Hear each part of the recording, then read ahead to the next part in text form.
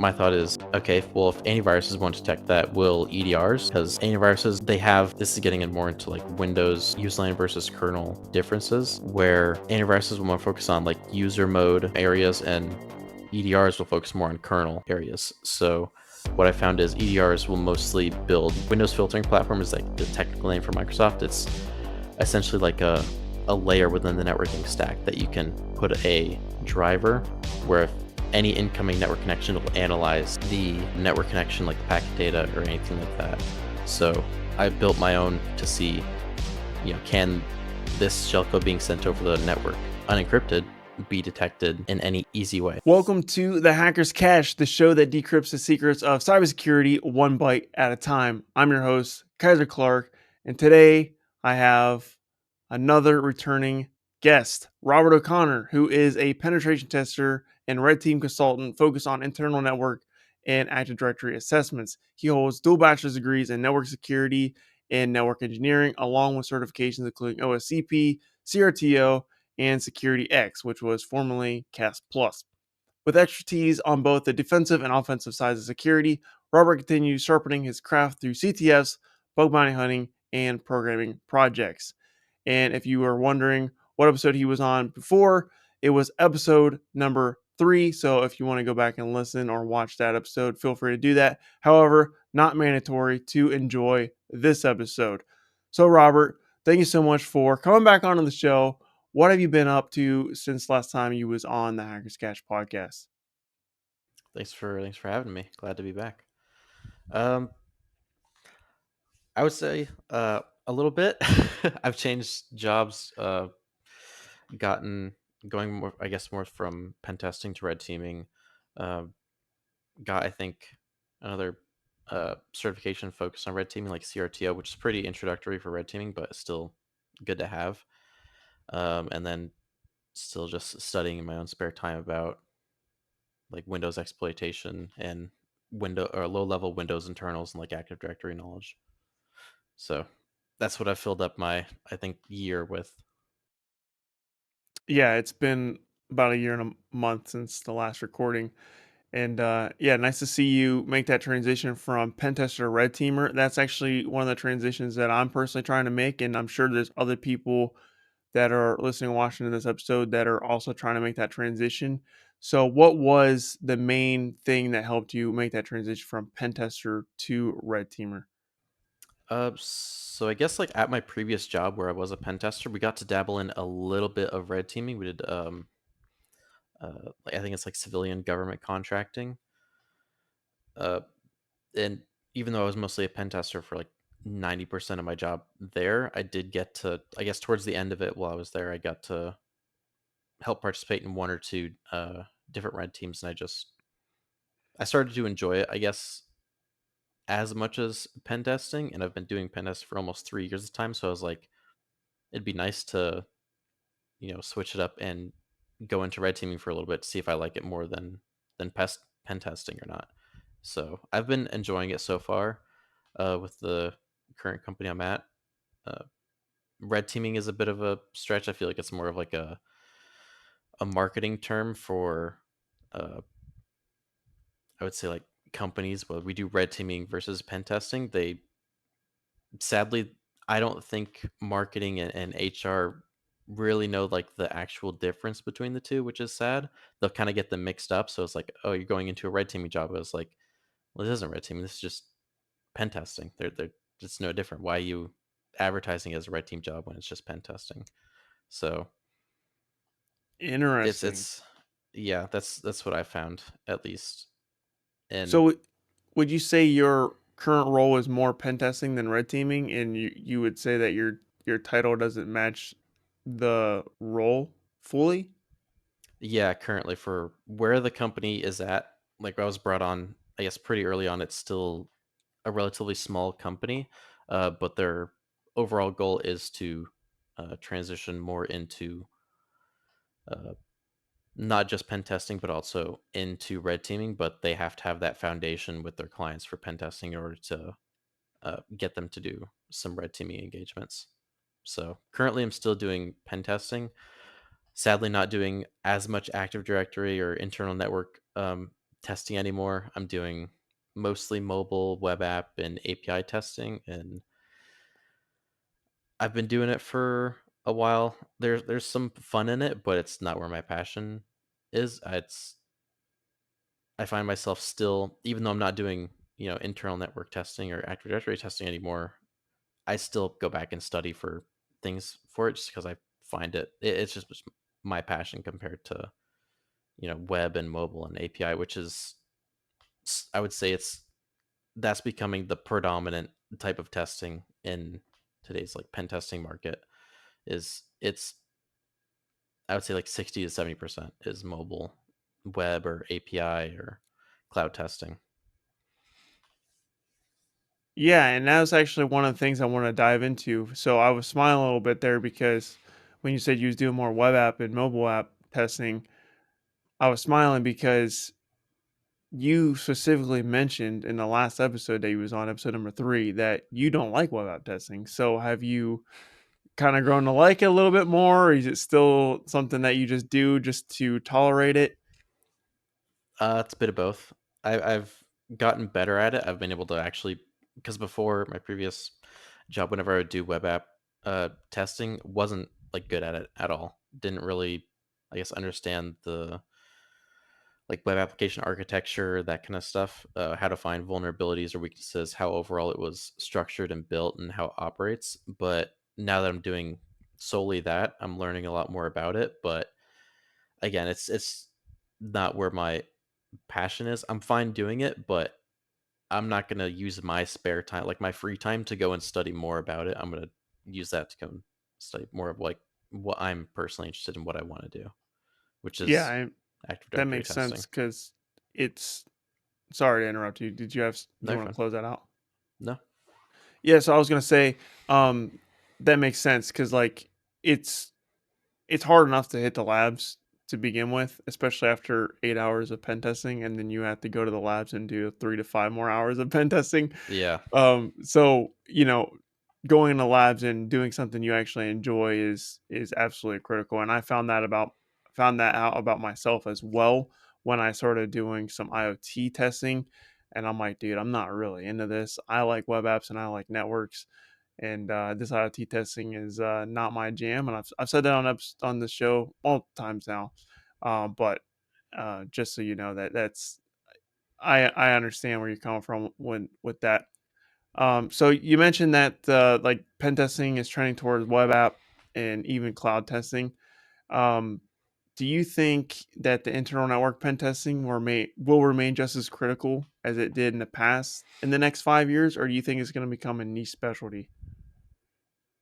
Um, I would say it's gonna decrease in popularity, just because even like for Active Directory testing, a lot of small to medium networks are moving strictly to um, like Azure, I guess like Active Directory, but online, not really, I guess, in a closed environment. So that's more like cloud related testing. So I think it's going to sadly become more uh, niche to do, especially with like the rise of AI testing as well. I'm currently doing an AI test, which is interesting. Not my forte or interest, but medium to large companies are still like Fortune 500 companies that have thousands or tens of thousands of users. They're still going to have Active Directory, like no matter what. It's not going to go away. So it all depends on what kind of companies can get those contracts to test those uh, clients. So if your company is has a lot of like reach and networking for that, then you can definitely still find ways and opportunities to do Active Directory testing. But I would say in like smaller to medium networks, it's going to start to go away and more focus on like Azure and I think it's like M365 online. I forget the name. They change it every Microsoft changes it like every year or two. I forget what name it is now. Yeah, yeah, I see what you're saying, and I've said multiple times on the show that web apps are slightly more prevalent compared to prevalent compared to internal and external network tests. And when I said that, it was like a slight favor towards web apps. But now, as I've been in my role for about a year and a half now, and it's, I would say, slightly more prevalent. Web apps are slightly more prevalent than what they were. So I would say that that slider is sliding ever more closely towards a web app, and I'm doing less network testing than I was before. And I mean, our company, we've brought in people who specialize in only web apps because that's where most of our work is. But like you said, it does depend on the company and what kind of work they're able to secure. So that's also a big factor too. I'd imagine more government jobs, like government clearance jobs, are probably more about the network testing, if I'm not mistaken, but I could be wrong there. Yeah. No, no, you are. At least to my knowledge, from the contacts that I have and who I've talked to, I would say it's more prevalent to network testing for sure.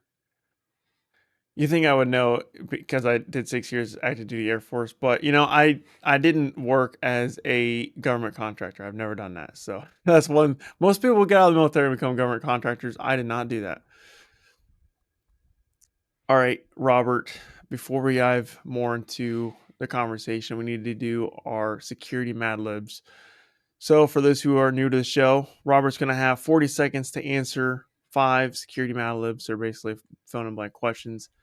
If he answers all 5 questions in 40 seconds or less, he'll get a bonus 6 Mad Lib that's unrelated to cybersecurity. His time will start as soon as I stop asking the first question. Robert, are you ready? I am. Here we go. And by the way, he won. So on episode 3, he won rapid fire questions, which was last season's version of Security Mad Libs. So let's see if he can go for two here. Hopefully. Here we go. Robert, my favorite flag I ever captured was blank. Administrator on a domain admin or a domain controller. The nerdiest thing about my setup is I have 4 monitors and my computer's water cooled. the most overrated tool in cybersecurity is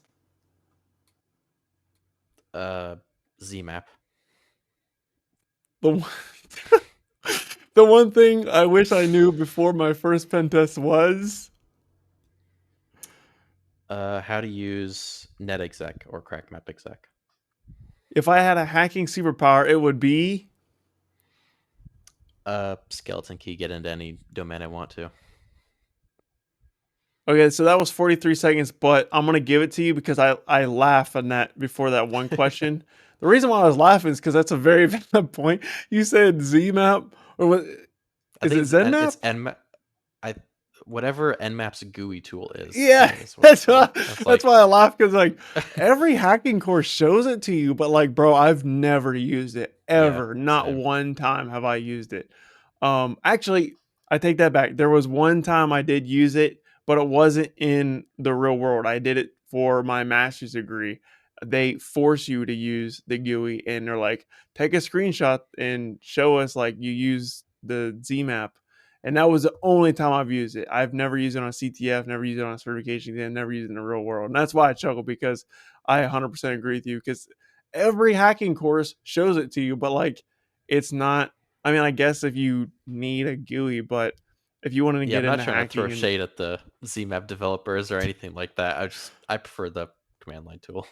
yeah, it's not. Yeah, we're not trying to show shade at the developers, but it's at the end of the day, it's like all tools are in the command line. So like if you're not comfortable with the command line, then you're in the wrong field.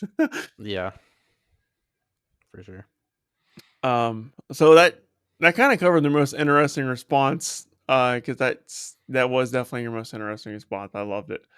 But for the bonus here, you can explain your answer as much or as low as you want to. You can even dodge the question entirely. So here it is. If I had a theme song, it would be what? Blank. Um, Just the SpongeBob theme song I'm good with. Like the opening Yep. Who song. lives a pineapple under the sea? Just pans to my like room with 4 screens in it. It's so funny because I'm sure there's like cooler theme songs people have chosen, but I just feel like that fits me. I think the reason why I'm laughing is not because of the song itself, is because last episode, episode 3 was on, we your rapid fire bonus question was, does pineapples belong on It pizza? doesn't. And this is another answer related to pineapples in a It keeps way, and coming that's back. what makes it funny. Oh man, that's great. Do you want to go any more explanation on why that's your theme song? I know I was laughing over what you said. No, I guess it's just the first one that came to mind when I would think of it. Nice. Yeah, so for me, if I had a theme song, it would be the opening song to The Hacker's Cache. And the name of that song is called Hackers by Carl Casey, aka White Bat Audio. It's always in the description. His YouTube link, it says music by Carl Casey at White Bat Audio. And the name of the song is Hackers. It's his number one song on Spotify for a good reason. And I felt like that was a perfect song for this podcast. Because all this music is royalty free, you can just use it as long as you credit them, and that's one of the reasons why I didn't want to pay for music. But it was good. It's the best royalty free music out there. So if you're a content creator, then highly recommend. Shout out Carl Casey, Web at Audio. But yeah, that would be my theme song. Would be the one that it literally is my theme song. It's like the one that plays on every episode. So okay, so moving into our main discussion here, so I want to rewind a little bit, and you were kind of talking about how you moving into your current role, it was advertised as a red team position, and you get in there, and it's more of a pen test position. Did you know that going in, or is that something that you like kind of blindsided you after you got in? Um, I wouldn't say blindsided, but it was like a foggy area.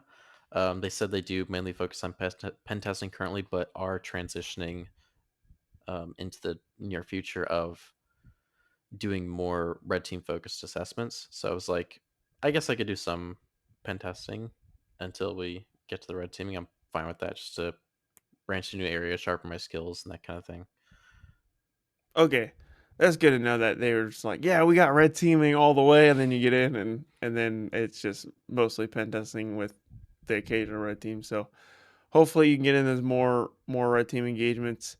And when it comes to red teaming, how much do you think the CRTO helps you? You think that's a must have for anybody that wants to transition from that pen tester to red teamer, or on a scale from 1 to 10, like how important do you think that certification is when it comes to growing red team skills?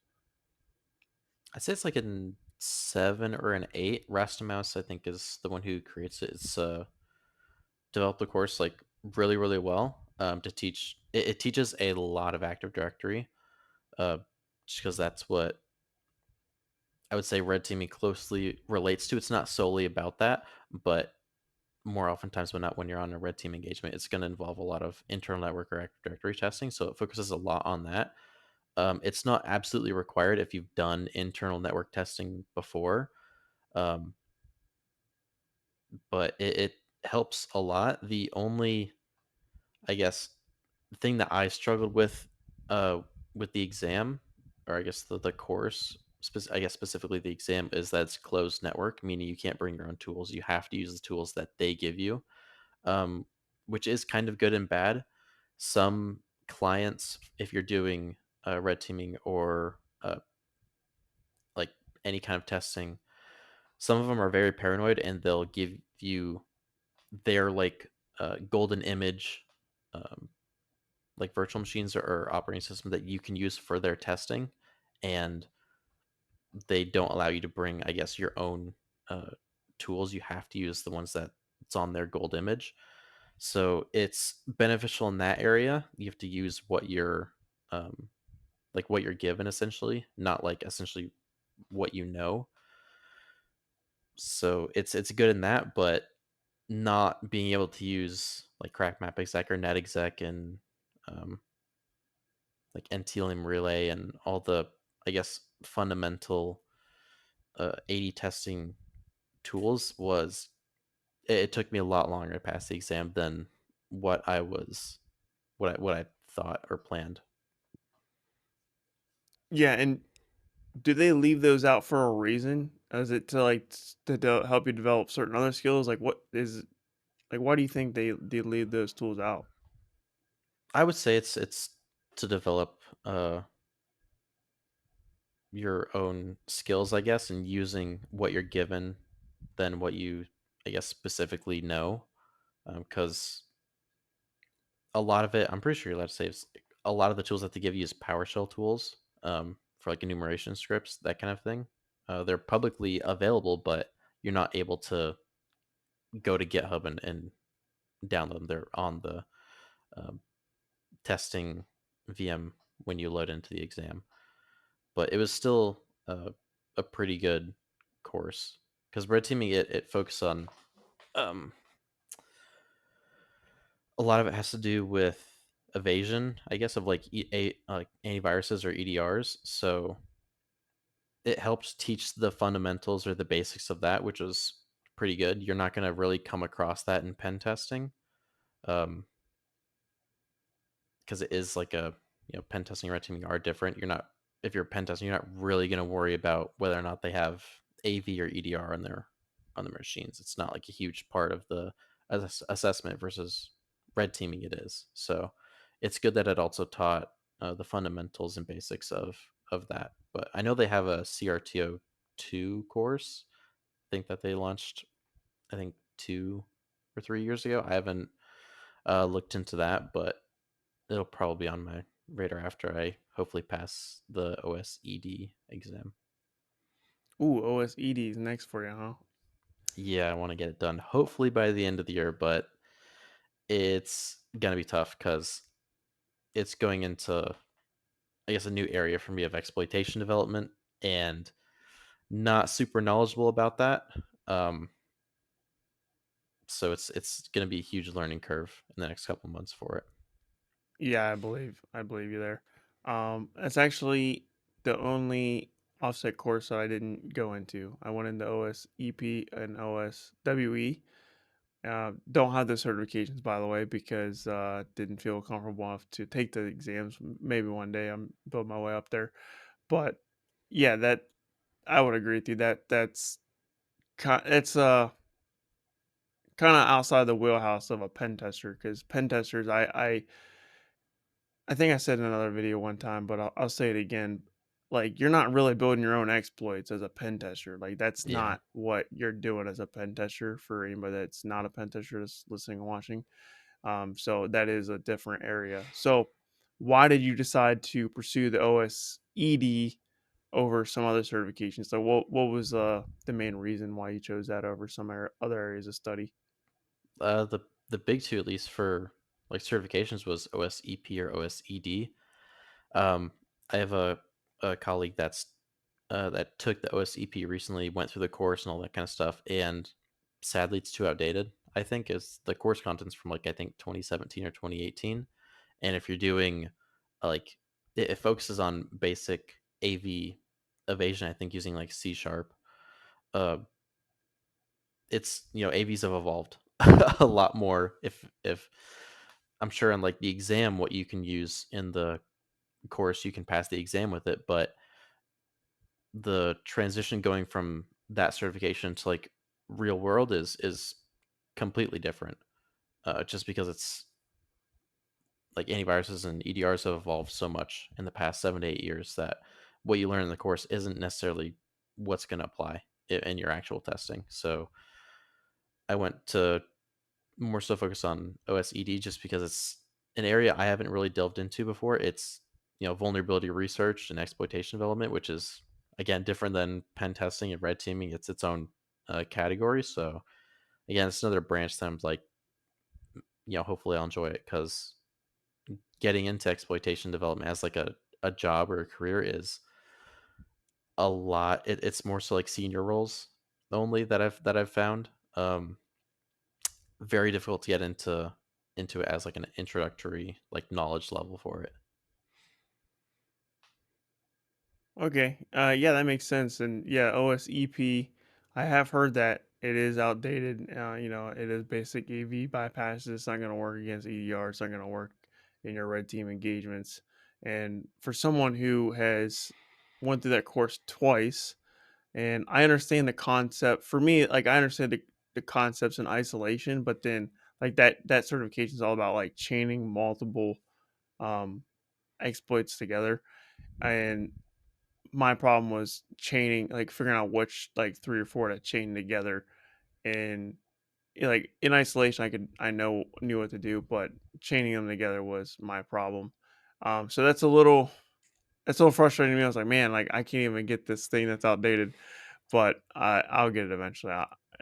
Slowly working my way up. That's why I took a step back to do the PMPT because I'm doing the PMPT now because I thought the OSCP AD section was very lacking, and I needed to strengthen that. So that's why I'm doing the PMPT now. But that's interesting you Yeah. say that. So speaking of evasion, so what testing? So when you're testing mature environments with strong defensive controls, what techniques have you found most effective for blending in and staying undetected during internal assessments? Um, so last time I did one, we would mostly use uh, we use like I think Cobalt Strike as our C2, and we use various. I think it was like DLL sideloading or packers in order to because the I guess we would have trusted agents execute our payload in their environment to get like an entry level, like to get a foothold in their network. But doing those a couple years ago, they're probably more so outdated now. I haven't really um, done anything specifically for engagements other than my own like personal studying. Um, like what I did recently was how, because from 7 8 years ago, the question I had is how detectable is shellcode in uh, storage nowadays? Is it still you can have shellcode on disk and it won't be detected by antivirus or EDRs? Or I guess like what's the rate of it being detected? So I wrote up like a blog post of yeah, basically every AV nowadays will detect it, and transitioning now I guess more modern approaches like quote unquote fileless malware where there's no shellcode anywhere on disk, and I guess it more so operates as a C2 where I built an application that doesn't have any shellcode in it stored on disk. It'll essentially just create a listener, and you can send raw shellcode over the network, and then it'll execute it um, in memory. So its shellcode isn't specifically stored anywhere in disk, but it is um, received through the network and then executed in memory. And what I found is no antiviruses will really check um, basic network filters or any kind of incoming malicious network connections. I guess like the actual packet data, because I didn't when I was sending shellcode over the network to my listener, it wasn't encrypted in any way or encoded. It was just raw shellcode to give me a reverse shell, for example, or execute a calculator. So my thought is, okay, well, if antiviruses won't detect that, will EDRs?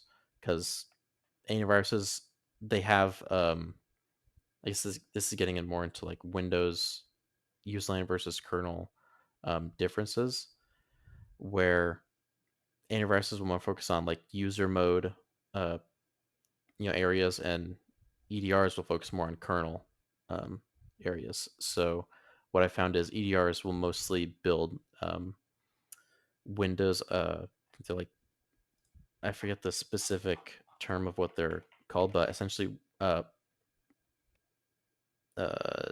Windows filtering platform is like the technical name for Microsoft. It's essentially like a layer within the networking stack that you can put a driver where if any incoming network connection will analyze um, the network connection, like the packet data or anything like that. So I built my own to see, can this shellcode being sent over the network unencrypted be detected in any easily or you know easy way, and never went into kernel development before, so it was a huge learning curve, but um, it can be detected fairly easily. It's just no antiviruses have a networking filter driver in place, so it's mostly for large enterprise EDRs like Cobalt Strike, Sentinel One, that kind of stuff. That's kind of like a tangent, but it's what I've been. It's the most thing I've been most recent uh, project that I've been working on the past like couple months. Nice. And is that would you say that's like complementing your OSED, or is you think it's does it not related Uh, to that at all? I would say it's a little bit of both. It's complementing OSEP for like antivirus evasion. It's Mhm. found a way to completely uh, like not a new technique, but a modern technique for fileless malware, essentially.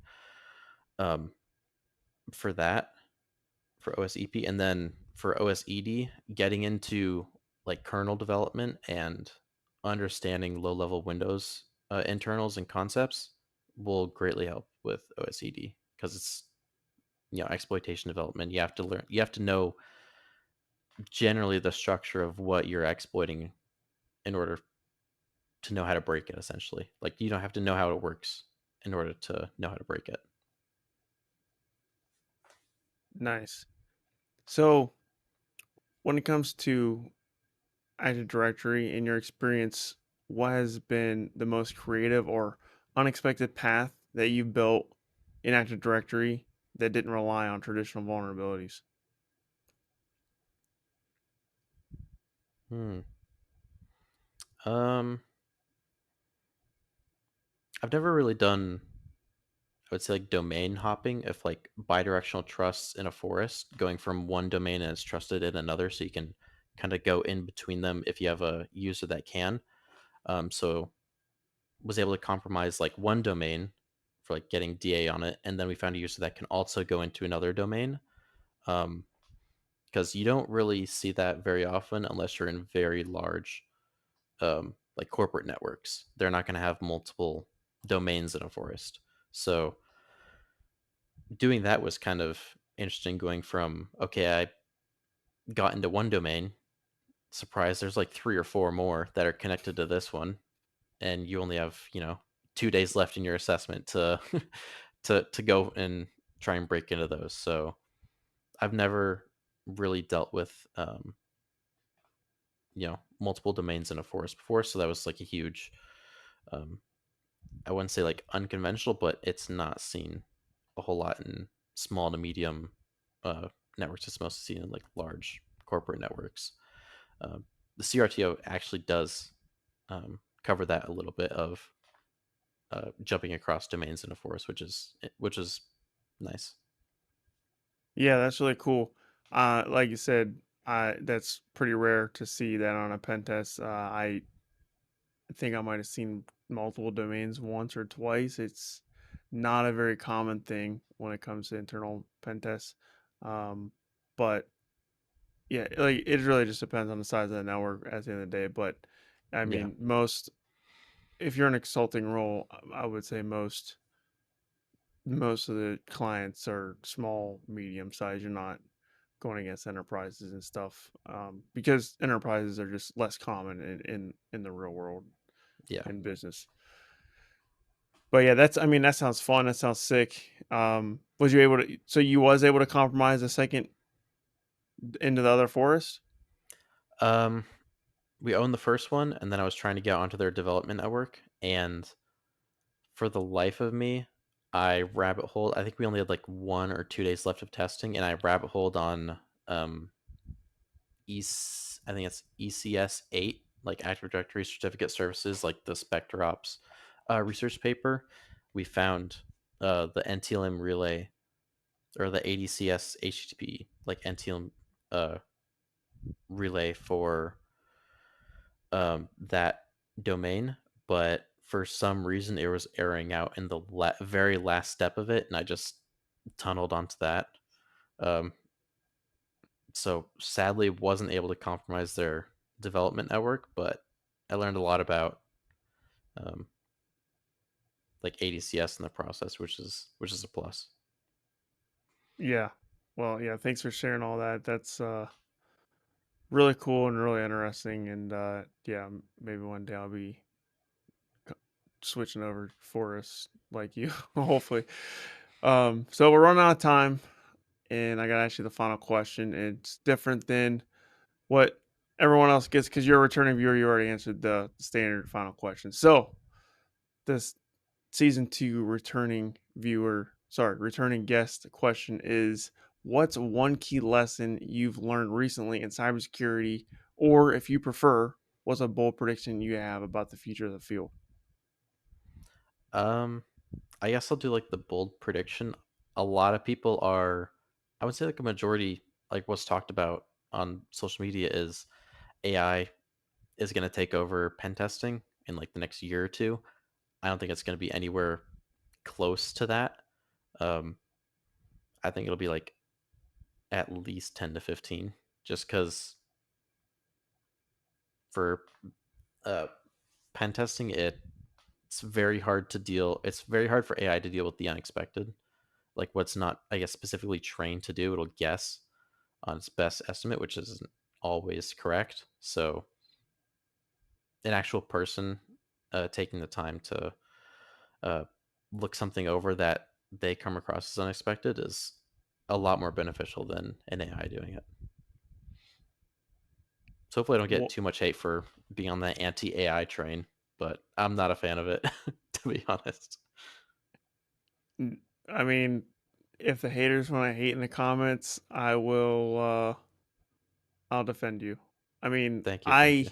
I agree with you, but at the same time, so I've been kind of flip because like I'm kind of like on the fence. Like I'm like I can see both points when it comes to pro AI, anti AI, and I've made episodes on this podcast talking about like you're gonna get replaced, and it's not that you are going to get replaced anytime soon, but I think the fact of the matter is like these tech giants and these business owners and these executives, they want to replace you. So I think it's good to keep your skills very sharp because while, like you said, 5, 10 years, you'll start seeing pen testers being replaced. That doesn't mean that employers don't want to replace you. So that's my hot take. I think Yeah. employers want to replace humans with AI, but it's going to happen a little slower than what they think. Yeah, I think the biggest crutch for it is companies aren't willing to give out their, internal uh, data to help train an AI that I've come across. So I think that's going to Yeah, be the biggest. It's going to be an incredibly slow, like uphill battle for AI to start getting good at it if it has no data to essentially train on it to make it better and better. If it can't use clients, like I would say, confidential data to make it better, which is understandable why companies don't want their information to be used in AI to train it. very valid point. Well, Robert, thank you so much for hopping on the show and providing your insights, wisdom, and expertise. Greatly appreciated. Where can the audience get a hold of you if they want to connect with you? Um, Twitter's probably your best bet. On there for uh, or LinkedIn. I think the one you've mentioned is good. Um, I think I don't know if you have it linked or not, but just Robert O'Connor on LinkedIn is good.